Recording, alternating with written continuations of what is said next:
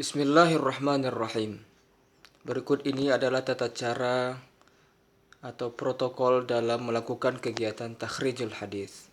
Yang pertama, harus dipilih metode takhrij yang efektif digunakan melihat dari aspek kelengkapan data, yaitu berupa hadis Nabi atau waktu yang dibutuhkan di dalam melakukan kegiatan takhrijul hadis.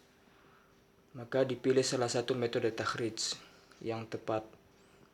Ketika data yang ditemukan hanya merupakan potongan hadis, maka metode takhrij yang digunakan adalah metode takhrij dengan menggunakan awal matan atau metode takhrij dengan meneliti salah satu dari lafal hadis dan seterusnya. Kemudian tahapan yang kedua adalah melakukan i'tibar sanad. I'tibar sanad adalah memvisualisasikan seluruh rangkaian atau jalur sanad dari hadis yang diteliti sehingga diketahuilah siapa yang berada pada tingkat syawahid dan tingkat mutabi', atau dalam istilah sarjana hadis di kalangan barat, siapa yang berada pada tataran common link, yaitu periwayat yang daripadanya bercabang beberapa jalur sanad, atau common links, yaitu periwayat yang berada atau merupakan murid daripada orang yang berada pada tataran common link.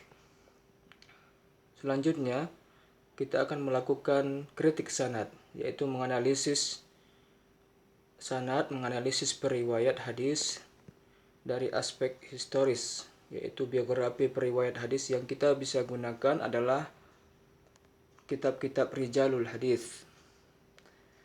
Pada bagian kritik sanad ini kita akan memastikan apakah terjadinya kebersambungan sanad antara satu periwayat dengan periwayat yang lain, dan apakah periwayat tersebut dinilai thiqah atau tidak. Selanjutnya akan dilanjutkan bahwa apakah sanad tersebut mengandung syadz atau illat atau tidak, sehingga bisa disimpulkan bahwa sanad hadis yang diterima mungkin saja bisa bernilai sahih atau sebaliknya.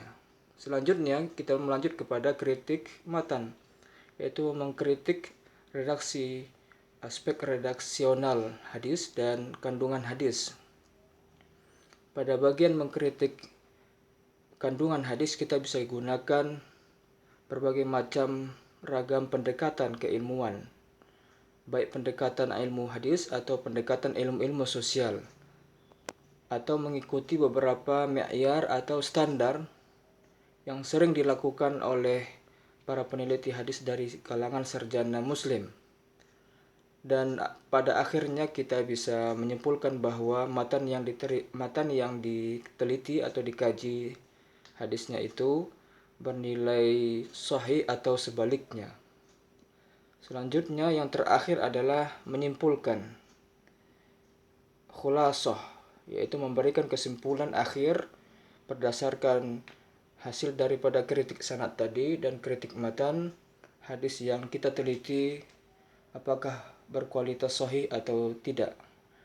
Dianjurkan pada saat menyampaikan kualitas hadis yang diteliti harus lebih rinci, misalnya dengan menggunakan istilah sahih li dzati atau sahih li ghairi, hasan li dzati atau hasan li ghairi, atau mungkin dhaif atau maudhu'. Jadi penilaian yang dilakukan atau kesimpulan dari kegiatan takhrij itu dengan menggunakan pernyataan yang lebih rinci. Inilah beberapa tahapan atau protokol takhrij hadis yang harus dilalui ketika seseorang akan melakukan kegiatan takhrijul hadis. Wallahu a'lam.